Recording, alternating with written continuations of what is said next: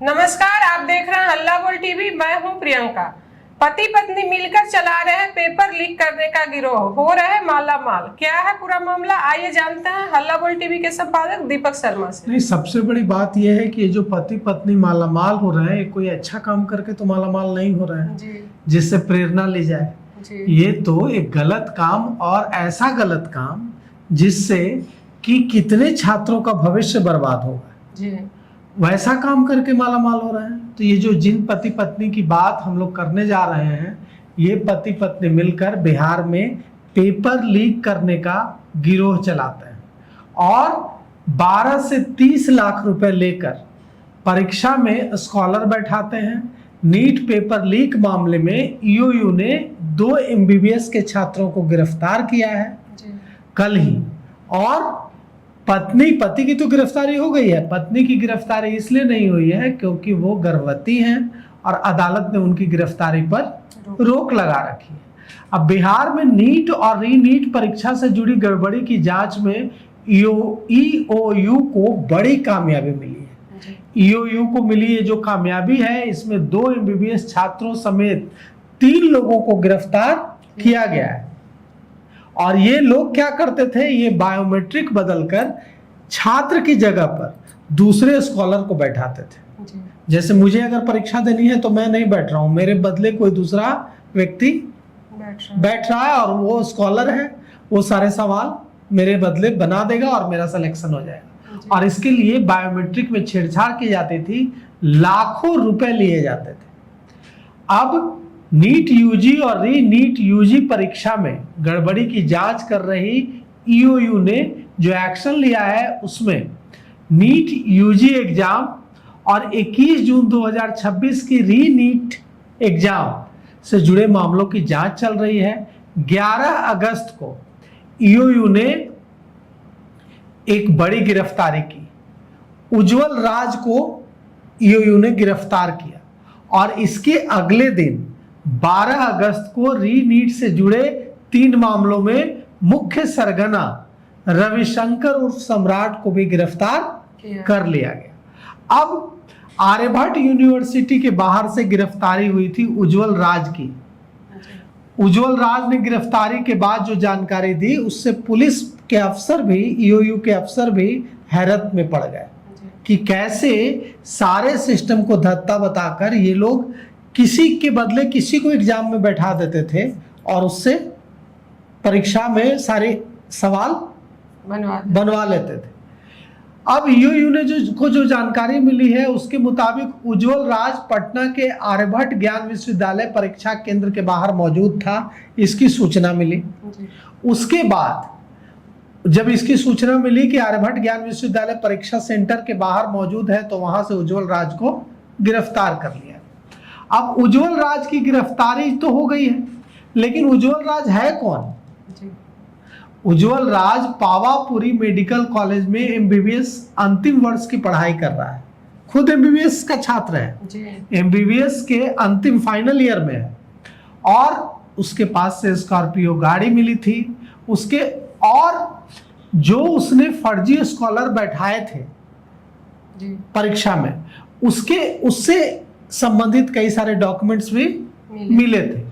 अब 12 अगस्त को उज्जवल राज की तो गिरफ्तारी पहले हुई थी। 12 अगस्त को ईओयू ने डॉक्टर रविशंकर उर्फ सम्राट को गिरफ्तार किया है। डॉक्टर रविशंकर उर्फ सम्राट इस गिरोह का, जो पेपर लीक गिरोह है, इसका सरगना है। और रविशंकर के पिता का नाम अरविंद कुमार है। वह पटना के शाहजहांपुर इलाके के मकसूदपुर का रहने वाला है। और वह भी, ये जो डॉक्टर रविशंकर उर्फ सम्राट है, यह भी पावापुरी मेडिकल कॉलेज से एमबीबीएस की पढ़ाई कर रहा है। अब बताइए, पढ़ाई कर रहा है एमबीबीएस की, बनना है डॉक्टर, लोगों का इलाज करने की जिम्मेवारी होगी, और काम क्या है? पेपर लीक करना। ये पहले भी रेलवे भर्ती परीक्षा में जेल जा चुका है और रविशंकर रेलवे ग्रुप डी भर्ती परीक्षा में भी पेपर लीक करने की कोशिश कर रहा था, उसमें इसकी गिरफ्तारी हुई थी।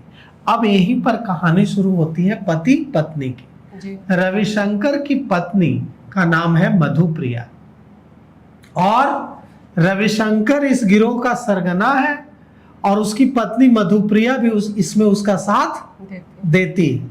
तो मधुप्रिया और रविशंकर दोनों मिलकर पेपर लीक करते हैं और परीक्षा में फर्जी अभ्यर्थी बैठाकर जो पैसे जिन छात्रों से लेते हैं उनको परीक्षा पास कराते हैं।